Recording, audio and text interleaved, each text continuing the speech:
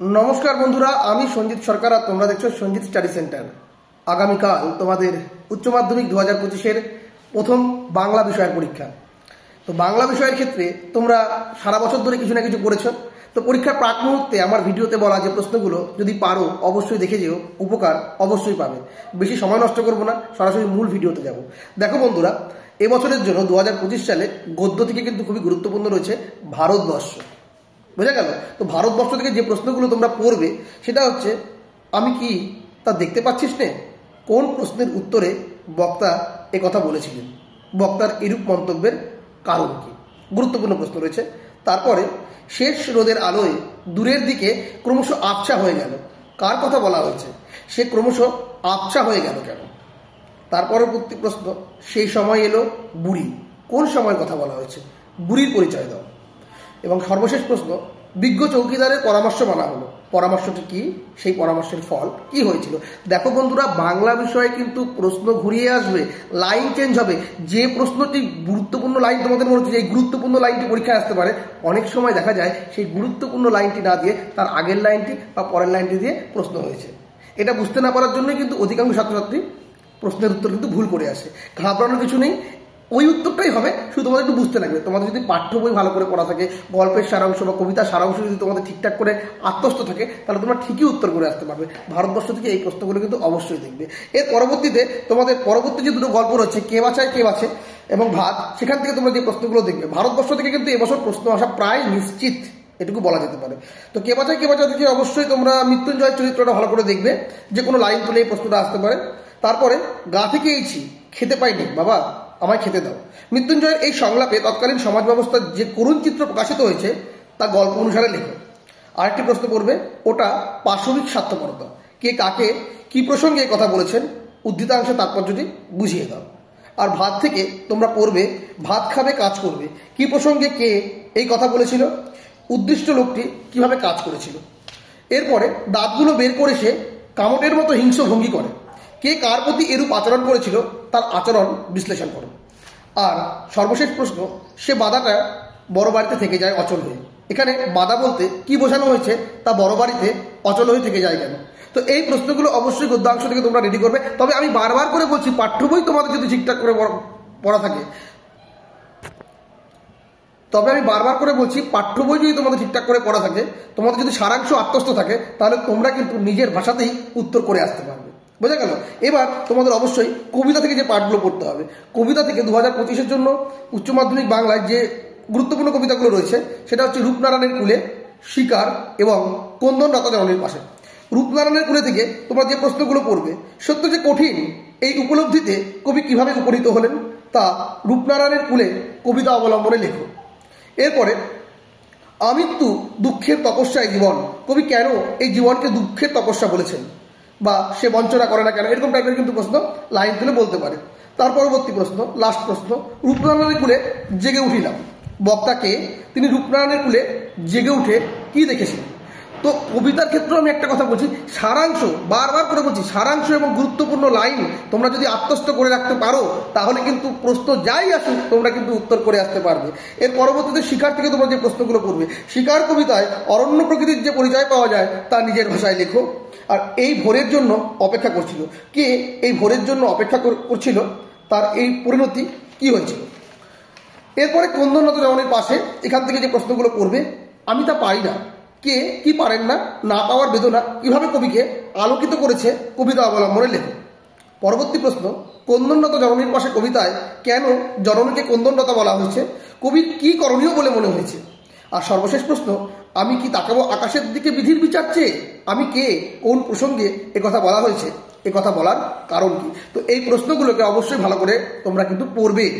তবে একটা কথাই বারবার, সারাংশ যার রেডি থাকবে সে কিন্তু অবশ্যই ভালো পরীক্ষা দিয়ে আসতে পারবে। তার ক্ষেত্রে কিন্তু নোট কার্যকর নয়, সে নিজের ভাষাতে উত্তর কিন্তু তৈরি করে আসতে পারবে। এরপরে আমি দেখি এবং মহুয়াদেশ রয়েছে, এগুলো অতটা গুরুত্বপূর্ণ নয় বাকি তিনটার থেকে। তো তবুও তোমরা যদি চাও অবশ্যই দেখে যেতে পারো। আমি দেখি কবিতায় কবি কি দেখতে চেয়েছেন এবং কেন দেখতে চেয়েছেন, মানে একই প্রশ্নের উত্তর বারবার ঘুরিয়ে ফিরিয়ে আসতে পারে প্রশ্নটি। আর শহরের অসুখ হা করে কেমন সবুজ খায়, শহরের অসুখ বলতে কবি কি বুঝিয়েছেন, তা কেমন করে সবুজ খায়। আর মহুয়ার দেশ সর্বশেষ কবিতা, মহুয়ার দেশ কবিতায় কবির মহুয়ার দেশের স্বপ্ন কিভাবে ভঙ্গ হলো তা আলোচনা করো। আর ঘুমহীন তাদের চোখে হানা দেয় কিসের ক্লান্ত দুঃস্বপ্ন, তাদের বলতে কাদের বলা হয়েছে, তাদের চোখ ঘুমহীন কেন, দুঃস্বপ্ন বলতে কবি কি বুঝিয়েছে। তো এই প্রশ্নগুলো কিন্তু অবশ্যই তোমাদের পড়তে হবে। নাটক তোমাদের দুটো রয়েছে, বিভাগ এবং নানা রঙের দিন। তোমরা যে কোনো একটি পার্টকে যদি ভালোভাবে রেডি করে রাখতে পারো তাহলে কোনো অসুবিধা নেই। যে বিভাগ পড়বে সে বিভাগ থেকে অ্যাটেন্ড করবে, যে নানা রঙের দিন থেকে পড়বে সে নানা রঙের দিন থেকে অ্যাটেন্ড করবে, কোনো অসুবিধার কোনো জায়গা নেই। তো বিভাগ থেকে তোমরা যে প্রশ্নটি পড়বে সেটা হচ্ছে, আমাদের মনে হয় এর নাম হওয়া উচিত ছিল অভাব নাটক। অভাবের চিত্র কিভাবে বা অভাবের চিত্র বিভাব নাটকে কিভাবে প্রকাশ পেয়েছে তা নিজের ভাষায় লেখো। পরবর্তী প্রশ্ন, বিভাব নাটকে নাট্যরীতির যে নতুনত্ব প্রকাশ পেয়েছে তা আলোচনা করো। পরবর্তী প্রশ্ন, অনেক ভেবেচিন্তে একটা প্যাচ বের করেছি, বা এরকমও বলতে পারে বুদ্ধিটা কিভাবে এলো, কি প্যাচের কি প্যাচের কথা বলা হয়েছে বা কি প্যাচটা বের করার বুদ্ধি কিভাবে এলো। পরবর্তী, না কোথাও জীবনের খোরাক নেই বক্তাকে, এই বক্তব্যের তাৎপর্য কী। আর সে আর্টিস্টিক মরা, একেবারে স্থেটিক মরা, কোন প্রসঙ্গে এই উক্তি, এর তাৎপর্য কী। এই প্রশ্নগুলো অবশ্যই তোমরা বিভাগ থেকে রেডি করবে। আর নানা রঙের দিন থেকে অবশ্যই পড়বে একাঙ্ক নাটক হিসাবে নানা রঙের দিন নাটকটি কতটা সার্থক আলোচনা করো। পরবর্তী, শিল্পকে যে মানুষ ভালোবেসেছে তার বার্ধক্য নেই কালীনাথ, নানা রঙের দিন নাটক অবলম্বনে এই মন্তব্যটির তাৎপর্য লেখো। আর সর্বশেষ প্রশ্ন, আমি রোজ লুকিয়ে গ্রিন রুমে ঘুমাই চাটুর্য মশাই, কোন নাটকের অংশ, বক্তাকে তিনি গ্রিন রুমে ঘুমান কেন। এই প্রশ্নগুলো গুরুত্বপূর্ণ রয়েছে নাটক থেকে। এবার আন্তর্জাতিক গল্প এবং কবিতা রয়েছে। আন্তর্জাতিক গল্প অলৌকিক থেকে তোমরা যে পাঠগুলো দেখবে এখান থেকেও তোমাদের যে কোনো একটি প্রশ্নের উত্তর করতে হবে। আমি পীর নানকের সঙ্গী, বক্তা কাকে উদ্দেশ্য করে এই মন্তব্য করেছেন, এই মন্তব্যের প্রতিক্রিয়া কে ছিল। 2 নাম্বার, শাকা কি, কোথাও শাকা হলে গল্পশ্রোতাদের বাড়িতে কি হতো, সে গল্পশ্রোতা শাকা তাৎপর্য কিভাবে উপলব্ধি করেছিলেন। আর 2 নম্বর, সে বেঁকে বসলে সবাইকে যজ্ঞী ঝামেলা পড়াতে হবে, এখানে কার বেঁকে বসার কথা বলা হয়েছে, তার বেঁকে বসার কারণ কি। আর কবিতা থেকে তোমরা অবশ্যই করবে পড়তে জানে এক মজুরের প্রশ্ন থেকে, খুবই গুরুত্বপূর্ণ প্রশ্ন, কে বানিয়েছিল 7 দরজাওয়ালা থিপস, থিপস কি, এই মন্তব্যটির অন্তর্নিহিত অর্থ কি। কবি বেকট রচিত পড়তে জানে এমন এক মজুরের প্রশ্ন কবিতায় ইতিহাসের যেসব ঘটনার কথা উল্লেখ করা হয়েছে তার সংক্ষেপে আলোচনা করো বা সংক্ষেপে লেখো। তো এই প্রশ্নগুলো অবশ্যই তোমরা আন্তর্জাতিক গল্প থেকে পড়বে। এবার তোমাদের অবশ্যই পরবর্তী পাঠ যেটা রয়েছে আমার বাংলা, এখান থেকে কিন্তু গুরুত্বপূর্ণ রয়েছে ছাতির বদলে হাতি, কলের কলকাতা, মেঘের গায়ে জেলখানা, এই পাঠগুলো কিন্তু গুরুত্বপূর্ণ রয়েছে। তো আমার বাংলা থেকে তোমরা যে প্রশ্নগুলো পড়বে আমি জাস্ট বলে দিচ্ছি তোমাদের। 25-30 বছর আগেকার কথা, 25-30 বছর আগেকার কথাটি কি, বিশ্বাস করো বানানো গল্প নয়, এই লাইন দিয়ে প্রশ্ন হতে পারে। এই প্রশ্নের উত্তরটা একই হবে কিন্তু। পরবর্তী, হঠাৎ একদিন কেঁপে উঠলো কলের কলকাতা, কলকাতা কেঁপে উঠলো বলতে কবি কি বোঝাতে চেয়েছেন, কলকাতা কেঁপে ওঠার ফল কি হয়েছিল, বুঝে গেল। এর পরবর্তী পড়বে সুভাষ মুখোপাধ্যায়ের আমার বাংলা গল্পে বর্ণিত গারো পাহাড়ে যারা বসবাস করে তাদের জীবনযাত্রার পরিচয় দাও। এর পরবর্তী 4 নম্বর প্রশ্ন, সে গল্প বলেছিল মোনা ঠাকুর, মোনা ঠাকুর কে, সে কোন গল্প বলেছিল। আর সর্বশেষ প্রশ্ন আমার বাংলা থেকে, সুভাষ মুখোপাধ্যায়ের মেঘের গায়ে জেলখানা অবলম্বনে বক্সা জেলের বর্ণনা দাও। দেখো বন্ধুরা, বারবার করে বলছি বাংলায় কিন্তু ইম্পর্টেন্ট লাইন সময় থেকে অনেকে ভাবো যে প্রশ্ন আসবে, অনেক সময় কিন্তু লাইন ঘুরিয়ে দেয়, আগের লাইন বা পরের লাইন হয়, উত্তর কিন্তু একই থাকবে। প্রশ্ন বুঝে উঠতে না পারার জন্য কিন্তু অনেক ছাত্রছাত্রী ঠিকঠাক করে উত্তর করে আসতে পারে না, তাই এই জায়গাটা তোমাদের অবশ্যই লক্ষ্য রাখতে হবে। এবার চলে আসছি তোমাদের সবচেয়ে কঠিন পার্ট, যেটা ভাষা। ভাষা থেকে তোমরা যেটা পড়বে খুবই গুরুত্বপূর্ণ প্রশ্ন, ভাষা বিজ্ঞানের ধারাকে প্রধানত কয়েকটি ভাগে ভাগ করা যায়, মানে কয়েকটি ভাগে ভাগ করা যায় কি, যে কোনো একটি বা দুটো ধারা সম্পর্কে সংক্ষেপে লিখো। 5টি পার্ট রয়েছে ভাষা থেকে। তো এবছরের জন্য ভাষার পার্ট থেকে তোমাদের অবশ্যই গুরুত্বপূর্ণ রয়েছে ভাষা বিজ্ঞান ও তার শাখা, ভাষা বিজ্ঞান ও শাখা, ধ্বনিতত্ত্ব, বাক্যতত্ত্ব, এই পার্টগুলো কিন্তু খুবই গুরুত্বপূর্ণ রয়েছে। তো আমি তোমাদের সাজেস্টটি বলে দিচ্ছি, প্রথম প্রশ্ন বলে দিলাম। দ্বিতীয় প্রশ্ন, প্রত্যয় কাকে বলে, ব্যবহারিক প্রয়োগের অবস্থান অনুযায়ী প্রত্যয়কে কয় ভাগে ভাগ করা যায় ও কি কি, প্রত্যেক ভাগের একটি করে উদাহরণ দাও। 3 নম্বর, আধুনিক ভাষাবিজ্ঞান অনুযায়ী বাক্য বিশ্লেষণ করে বাক্য গঠনের ধারণাটি সুস্পষ্ট করো। পরবর্তী প্রশ্ন, অর্থগত দিক থেকে শব্দের পারস্পরিক সম্পর্কের বিভিন্ন তা নির্দেশ করো। পরবর্তী, মৌলিক স্বরধ্বনি কয়টি ও কি কি, তাদের সংক্ষিপ্ত পরিচয় দাও। এবং ধ্বনিমূল ও সহধ্বনি কি, উভয় সম্পর্কে নিরূপণ করো। আর সর্বশেষ প্রশ্ন, বাংলা শব্দ গঠনের 4টি প্রক্রিয়া সম্পর্কে সংক্ষেপে লিখো। তো ভাষা থেকে এই পাঠগুলো তোমাদের অবশ্যই পড়তে হবে। এরপরে তোমাদের অবশ্যই যেটা গুরুত্বপূর্ণ পাঠ, এবছর কিন্তু সাহিত্য থেকে বাঙালি চিত্রকলা থেকে প্রশ্ন হওয়ার সম্ভাবনা প্রায় নিশ্চিত। তোমরা যদি কেউ বাঙালি চিত্রকলার বিজ্ঞান পাঠ থেকে প্রতি বছরই প্রশ্ন আসে, ঠিকঠাক করে পড়ে যেতে পারো, তাহলে কিন্তু প্রশ্ন কমন পেয়ে যাবে। তবে বিজ্ঞান পাঠটা কিন্তু অনেকটাই কঠিন।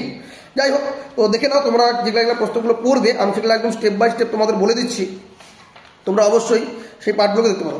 বাঙালির চিত্রকলা থেকে অবশ্যই তোমরা যেটা দেখবে সেটা হচ্ছে যামিনী রায়, রামকিঙ্কর বেইজ, নন্দলাল বসু, অবনীন্দ্রনাথ ঠাকুর। একটা ছক আছে, সেই ছকটা যদি পড়ো না তাহলে তোমাদের একটা ছক পড়লেই তোমরা কিন্তু ঠিকঠাক করে অ্যান্সার করে আসতে পারবে। শুধুমাত্র যদি প্রত্যেকটা চিত্রকলা গান একটা স্টেপ করে নিতে পারো, যে এই গানটা লিখেছিল, এই চলচ্চিত্রটা এর জন্য পুরস্কার পেয়েছিল, অনেকটা রচনার মতন কিন্তু, হ্যাঁ, যদি করে নিতে পারো সবটা তাহলে কিন্তু অবশ্যই উপকার পেতে পারো। যাই হোক, যেটা বললাম, রামকিঙ্কর বেইজ, নন্দলাল বসু, যামিনী রায়, অবনীন্দ্রনাথ ঠাকুর আর পটচিত্র বাঙালি চিত্রকলা থেকে খুবই গুরুত্বপূর্ণ।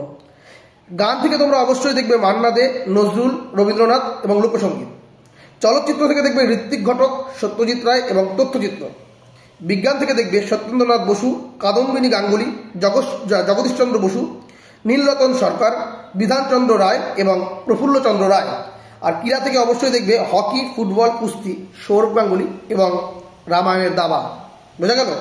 আর প্রবন্ধ অবশ্যই 4টা ভাগে বিভক্ত আছে। তো তোমাদের অবশ্যই বলবো তথ্যসূত্র অবলম্বনের জীবনী, যারা কিছু পারছো না তারা কিন্তু এই পাঠটি করতে পারো।